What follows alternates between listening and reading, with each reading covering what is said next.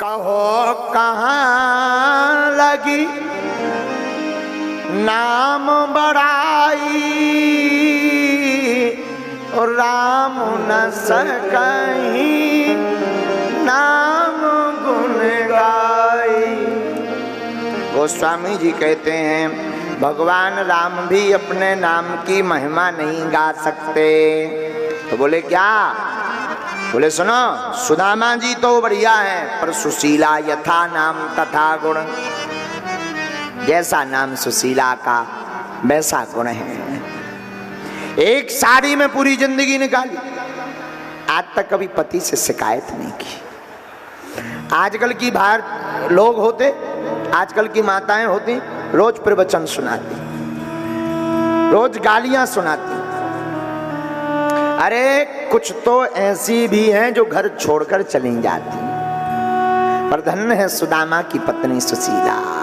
आहा, 4 संतानें हुई, 4, पर कभी भगवान से कोई शिकायत नहीं, कोई शिकायत नहीं। आहा, बच्चे छोटे छोटे। सुदामा जी का नियम था कि 5 घरों पर मांगने जाते थे, 5 से 6वें घर नहीं जाते थे। 5 घरों पर जो प्राप्त हो जाता था उसी से परिवार का पालन पोषण होता था। कई बार भगवान भी बड़े कौतुकी हैं, भगवान भी ऐसी लीला करते कि कुछ भी नहीं मिलता, सुदामा जी भगवान का नाम लेकर बैठ जाते थे। तो हमने आपको पहले ही दिन, दूसरे दिन बताया था, बन जाते हैं लाखों रिश्ते जब पैसा पास होता है, टूट जाता रिश्ता गरीबी में वो जो सबसे खास होता है। याद रखना मेरे पागलों, इस जमाने में सिर्फ अमीरों की पूंछ है। नाम भी अगर लिया जाता तो अमीरों का लिया जाता, महिमा भी बताई जाती तो अमीरों की बताई जाती। इस जमाने में याद रखना, अगर आपके पास धन नहीं है तो ये सबसे बड़ा कष्ट है, सबसे बड़ा श्राप है। मेरे साधु, गरीब का तो सिर्फ परमात्मा होता है, गरीब का सिर्फ भगवान कृष्ण है, गरीब के कृष्ण के अलावा कोई दूजा नहीं है। याद रखना, आज के जमाने में निमंत्रण कार्ड भी उसी को दिया जाता जो व्यवहार लौटाने की क्षमता रखता। कभी आप अपने मन से विचार करना, यहाँ पे बहुत से लोग ऐसे बैठे हैं जो कल तक 0 थे, आज हीरो बन गए हैं। कभी विचार करना, जब तुम्हारी जिंदगी में बुरे दिन थे तो तुम्हारे सगे रिश्तेदार भी अपनी रिश्तेदारी बताने से कतराते थे। आज तुम्हारे पास नाम आ गया, पद आ गया, धन आ गया, तो आज दूर के रिश्तेदार भी अपना करीब का रिश्तेदार बताने लगे होंगे। ये जमाने की रीति है, ये संसार की रीति है। इस जमाने में ऐसा ही होता चला आया है, आदिकाल से चला आ रहा है।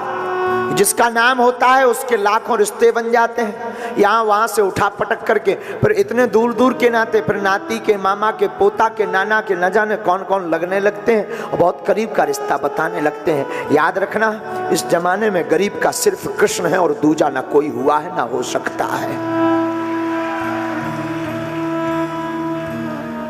भगवान सिर्फ गरीबों के हैं। अच्छा, भगवान गरीबों के होते भी नहीं तो इन्हें कौन पूजता? कृपा की ना होती जो आदत तुम्हारी, तो सुनी ही रहती अदालत तुम्हारी। ना हम होते मुजरिम, ना तुम होते हाकिम, ना घर घर में होती इबादत तुम्हारी। भगवान दीनों के हैं, याद रखना। इस दुनिया में कोई किसी का नहीं। हम लोग भी बड़े पागल हैं, जिनके पास नाम होता, सम्मान होता, उन्हीं का गुणगान गाते हैं। हम लोग भी इतने बड़े वाले पागल हैं, अमीरों के घर की बेटियों का विवाह होता है तो लाखों रुपए का हम लोग गिफ्ट ले जाते हैं तो अपना सौभाग्य मानते हैं। लेकिन जिस आदमी के घर पर गिफ्ट ले जाते हैं उसे कोई फर्क नहीं पड़ता कि तुम लाए कि नहीं लाए। लेकिन कभी गरीब आदमी की बेटी के घर में विवाह में जाना, गरीब आदमी की बेटी के विवाह में जाओगे और 500 रुपए भी देकर आओगे तो उसके लिए वो भी बहुत बड़ा लाखों जैसा लगेगा। डूबते को तिनके का सहारा काफी होता है। और आज भी भारत में लाखों ऐसे लोग हैं जो भूखे सोते हैं। याद रखना, अगर तुम हमें मानते हो तो मेरी प्रार्थना है आज की कथा में मुझे एक वचन देकर जाना, तुम कभी अमीरों के निमंत्रण में जाना या ना जाना, बहुत बड़ा आदमी हो उसके घर पर जाना या ना जाना, उसका व्यवहार मनाना या ना मनाना, तुम्हारे आसपास ऐसा कोई रहता हो जिसका कोई ना हो, झोपड़ी का बासी हो, उसका तुम जरूर बनना प्यारे, क्योंकि उनका कोई नहीं होता है। हमने अपनी आंखों से देखा है, हमने तो कथाओं में भी कई बार आकलन किया है कि कथाओं में मंचों पर सिर्फ वही लोग चढ़ते हैं जिनके पास रुपया होता है। कथाओं में भगवान की आरती भी कितनी विचित्र है, कई बार हमें बहुत दुख लगता है कि भगवान भी कितना विचित्र, भगवान की आरती भी कितनी विचित्र है। अगर पद हो तो तुम्हें मंच पर आरती मिलेगी, गरीब तो सिर्फ ताली बजाने के काम आता है, वो तो सिर्फ यही देखता है कि वाह, काश हम आज बलवान होते, पद वाले होते, तो हम भी व्यासपीठ के पास में खड़े होकर आरती कर रहे होते। उसके भाग्य में सिर्फ इतना लिखा होता है। बहुत लॉजिकली बात है ये, केवल भागवत की बात नहीं, हर जगह की बात है। चाहे वो राजनीति हो, चाहे वो फंक्शन हो, फंक्शन में भी उसी के स्वागत के लिए लोग दरवाजे पर आते हैं जिसका नाम बड़ा होता है। गरीब तो धक्का खा के कब आया, टेम्पू करके कब धक्का खा कर गया, भूखा गया कि प्यासा गया, किसी को खबर नहीं।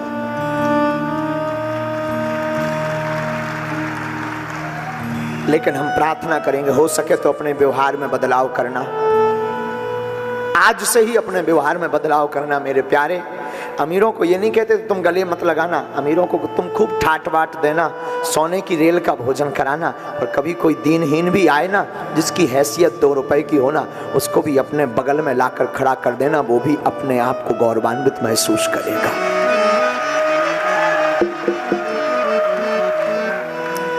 हमने तो अपनी आंखों से बहुत करीब से देखा है, कोई किसी का नहीं होता भैया। जितने भी यहाँ बैठे हैं, याद रखना, तुम्हें लगता है कि ये आदमी हमारा हो जाए तो हम चमत्कार हो जाएगा, ऐसा हो जाएगा, वैसा हो जाएगा। याद रखना, जिंदगी में कभी दौड़ नहीं आएगी, तुम्हें खुद चलना पड़ेगा। इस संसार में कोई किसी का नहीं है सिवा अपने, तुम्हें खुद चलना पड़ेगा, तुम्हें खुद बढ़ना पड़ेगा, कामयाबी तुम्हें खुद पानी पड़ेगी, स्वयं पानी पड़ेगी, कोई किसी का नहीं होता। हमने तो बहुत नजदीक से देखी ये सब बातें। बचपन काल में जहां हम रहते थे, आज भी रहते गांव में ही,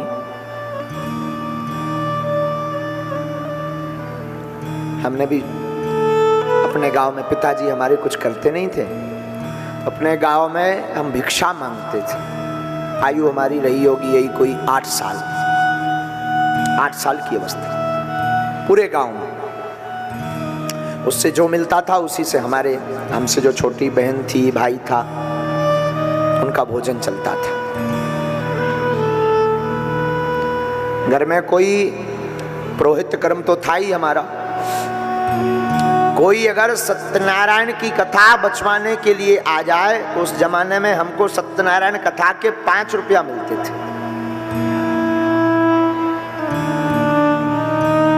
5 रुपए मिलते थे, 5 रुपए में 2 रुपए की चाय पत्ती शक्कर लाते थे। 1.25 रुपए का पहले पार्ले जी बिस्कुट आती थी। इतनी विचित्र दशा थी कि भोजन की ठीक से व्यवस्था नहीं हो पाती थी, इसलिए जो है पार्ले जी बिस्कुट खा खा करके हमने 8-8 दिन गुजारे। लेकिन भैया ये बात हम आपको इसलिए बता रहे हैं कि हमने अपनी आंखों से वो दिन हमें आज भी याद है। अंधेरी रातें, वो पानी का टबकना, वो अंधेरापन, वो लोगों की अवहेलना करना। परिवार जब अवहेलना करता ना, नकार देता है। हमें आज भी याद है, पहले हमारे पिताजी का नाम लोग कार्डों में तक नहीं लिखवाते थे।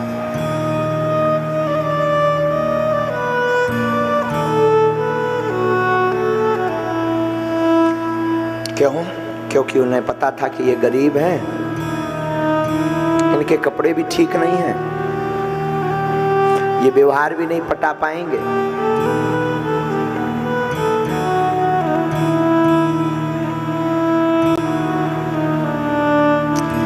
हमारी माँ ने हमें एक शिक्षा बहुत अच्छी दी। हमारी माँ कहती थी, बेटा हम लोग गरीब जरूर हैं, देखो हमारे साथ हमारी माँ का बहुत आशीर्वाद है। आज हमारी माँ कहती थी, बेटा हम लोग गरीब जरूर हैं, परंतु बेटा जब भी तुम घर से निकलना मुस्कुराते हुए निकलना। दुनिया को ये पता ना लगे कि हम लोग भूखे हैं। माँ के एक शब्द चोट कर गए थे। माँ ने कहा था, बेटा धैर्य रखो, ईश्वर सब देख रहा, एक दिन अपने भी दिन आएंगे।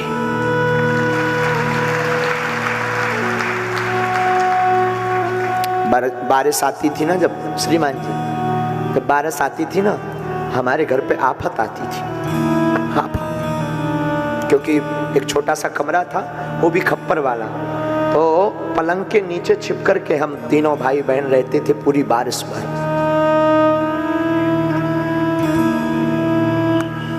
और इतनी अवहेलनाएं सही, इतनी अवहेलनाएं सही, लोग खिल्ली उड़ाते थे। बड़ा पुजारी बना, चंदन लगाते थे तो लोग खिल्ली उड़ाते। बड़ा पुजारी बना, फटे कपड़े पहने घूम रहा है, कुछ नहीं बोलते थे। क्या बोलें, क्या कहें, किसको कहें, शायद भगवान ही हंस रहा।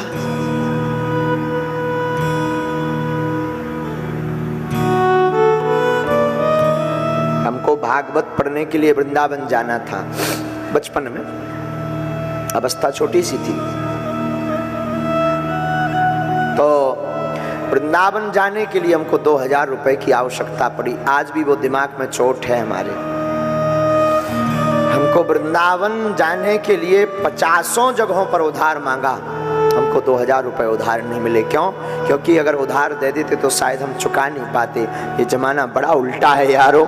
इस जमाने में उधार भी उसी को दिया जाता जो अमीर हो।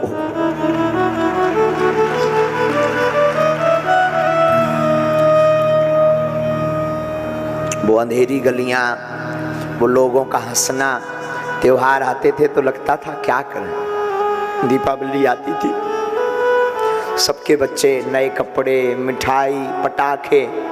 हमारी आप दशा सुनेंगे तो आप चौंक जाएंगे। ये दशा हम आपको इमोशनल के लिए बात नहीं कर रहे हैं, हम ये दशा बता रहे हैं कि जब हमारी जिंदगी में चमत्कार हो सकता है तो तुम्हारी जिंदगी में क्यों नहीं।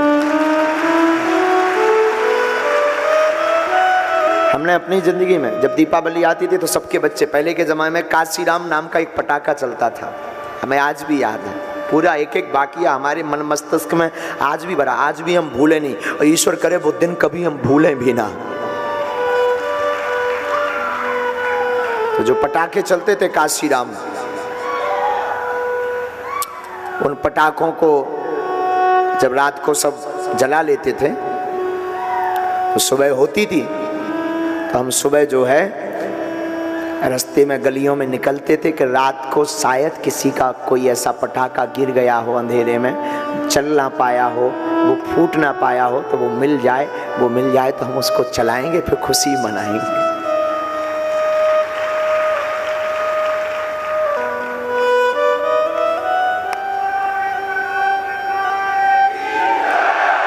चार 500 फूके हुए पटाखे का खोखा देखने के बाद एक आध मिलता था और आकर के हम माँ को बताते थे, माँ हमको डला हुआ पटाखा मिल गया।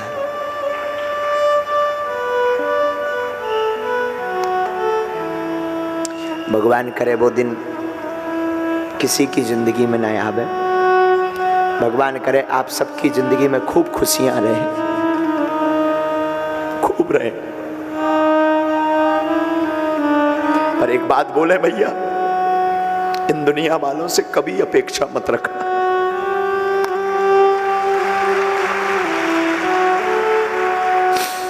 मत रखना।